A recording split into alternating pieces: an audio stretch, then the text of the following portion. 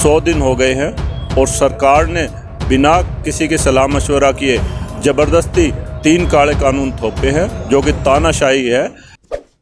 जब तक ये कानून वापस नहीं होंगे तब तक किसान अपने घर वापस नहीं जाएगा। 100 दिन हो गए, कम से कम प्रधानमंत्री से हम भी विनती करते हैं, प्रधानमंत्री ने किसानों की सुननी चाहिए और इनके 3 कानून जो ये काले कानून बढ़ाए हैं ये वापस लिए जाएं।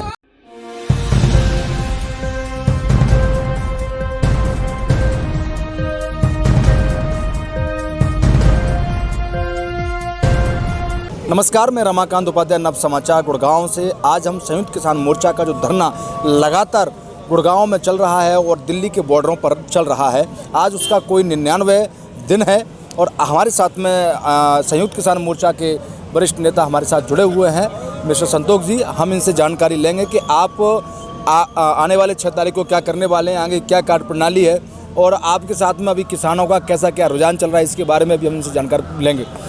संतोष जी, आपका बहुत बहुत स्वागत है। धन्यवाद। और मैं ये जानना चाहता हूँ कि आगामी समय में अब आपकी क्या कार्य प्रणाली है किसानों को लेकर और सरकार को घेरने के किस प्रकार से आप अपना योजनाएं बना रहे हैं और क्या करने वाले हैं। 6 तारीख को किसान आंदोलन को पूरे 100 दिन हो जाएंगे और सरकार अभी तक हठधर्मिता अपनाई हुई है। तानाशाही रवैया अपनाकर सरकार ने जनता पर 3 काले कानून थोपे हैं। 6 मार्च को पूरे देश में काला दिवस मनाया जाएगा। सभी किसान, मजदूर, गरीब आदमी अपने घरों पर काले झंडे लगाएंगे, हाथों पर काली पट्टियाँ बांधेंगे तथा उसी दिन दिल्ली के चारों तरफ केएमपी और केजीपी की नाकाबंदी की जाएगी और शांतिपूर्वक धरना प्रदर्शन किया जाएगा। नहीं तो आप ये इसको क्यों बंद करना चाहते हैं? उससे जनता को भी तो असर पड़ेगा, जनता को परेशानी होगी आवागमन में, तो उसको आप कैसे डाइवर्ट करेंगे उस रूट को?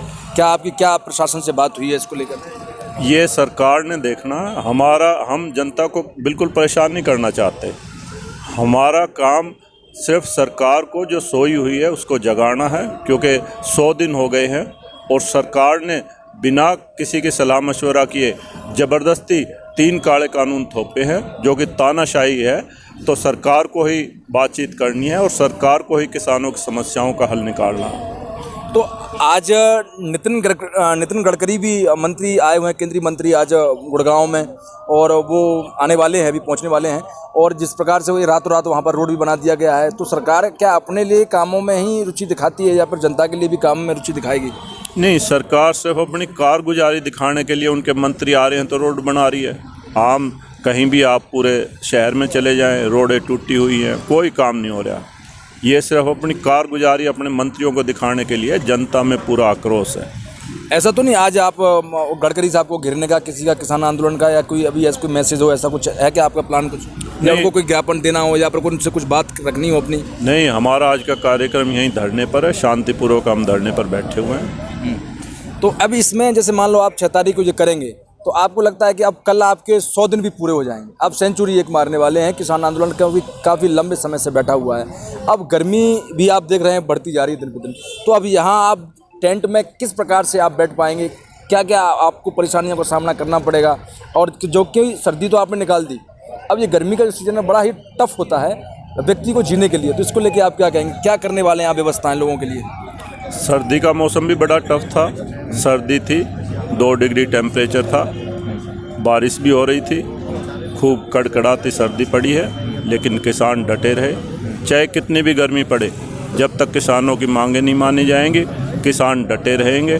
गर्मी सर्दी से तो किसान का 24 घंटे का वास्ता है। चाहे 50 डिग्री टेम्परेचर हो, किसान बहुत जीवट वाले हैं, अपनी फसल उगाते हैं, देश का पेट पालते हैं। और आज जो देश की अर्थव्यवस्था कोरोना काल में बची हुई है, वो सिर्फ और सिर्फ कृषि क्षेत्र की वजह से बची हुई है। इसलिए किसान जब तक उनकी मांगें नहीं मानी जाएंगी, अपनी मांग पर अड़े रहेंगे। आज अभी नगर पंचायत की 28 फरवरी को पूरा समय काल ख़त्म हो गया। सरकार के पास में अभी तक ये फैसला उन्होंने नहीं कर पाया है कि नगर पंचायत के चुनाव कब होंगे। उनके पास कोई प्लान नहीं है। उनका बार बार मेरा अभी विधायक से बात हुई तो उनका कहना है कि जिस प्रकार से हम महिलाओं के लिए आरक्षण या पर जो रिजर्वेशन कोटा रखेंगे और लोगों के लिए, उस पर हमारी बात चल रही है। तो क्या इस प्रकार की क्या सरकार के हाथ में ये पॉलिसी होती है या फिर प्रशासन के हाथ में रहती है चुनाव कराने के लिए? इसको लेके आप क्या कहते हैं और ये कितना हद तक ठीक है काफ़ी लंबे समय तक खींचना? क्या किसानों का इनको भय सता रहा है कि हमारी हार होगी? ये जो है पंचायतों के चुनाव टालना अलोकतांत्रिक है। जब संविधान में लिखा हुआ कि 5 साल में ग्राम पंचायतें बनेंगी, तो ये सरकार का काम था कि वार्डबंदी कराए, ग्राम पंचायतों के चुनाव समय से होने चाहिए। और सरकार जो है टाल मटोल कर रही है, सीधा प्रशासकों के हाथ में चला जाएगा ग्राम पंचायतों का काम, विकास कार्य रुक जाएंगे और जनता परेशान होगी। इसलिए समय से पंचायत चुनाव कराने चाहिए। हमारे साथ में डॉक्टर धर्मवीर राठी जी जुड़े हुए हैं और हमारे साथ कमल पहलवान भी जुड़े हुए हैं जो कि किसान नेता हैं इस समय और किसानों के साथ में बराबर खड़े हुए हैं। हम इनसे इनका दुख दर्द किसानों का पूछेंगे क्योंकि कल 100 दिन पूरे होने वाले हैं किसानों को इस धरती पर बैठे हुए। कभी उन्होंने 2 डिग्री टेम्परेचर सर्दी का सहा और अब गर्मी का जो 50 डिग्री टेम्परेचर तक पहुँचेगा उसको ये क्या सहेंगे, कैसे सहेंगे, इनका क्या एक्सपीरियंस हम जानेंगे। जी डॉक्टर साहब आप बताएंगे क्या कहते हैं? देखिए जी, हम ज़मींदारों से जुड़े हैं, ज़मींदारों के पैदा हुए और ज़मींदारी के रूप में हम गर्म, सरद, ठंड, बरसात चारों मौसम के आदी हैं। और जब किसानों को अपनी रोजी रोटी का सवाल पड़ा हुआ है, उनकी ज़मीनें जाने का सवाल किया हुआ है, तो उसके लिए किसान जो है आखिरी दम तक लड़ने का हिम्मत रखता है। और वो जब तक ये कानून वापस नहीं होंगे तब तक किसान अपने घर वापस नहीं जाएगा, ये संकल्प है।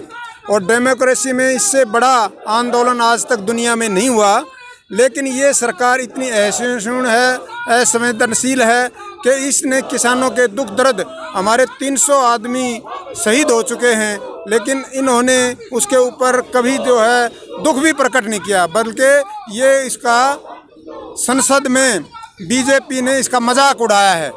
जब राहुल गांधी ने इनके लिए श्रद्धांजलि पेश करने की बात की तो इन लोगों ने इसका मजाक उड़ाया है। इन्होंने इस बात को आगे आने वाले टाइम में बीजेपी इस बात को बहुत अच्छे तरह से भुगतेगी।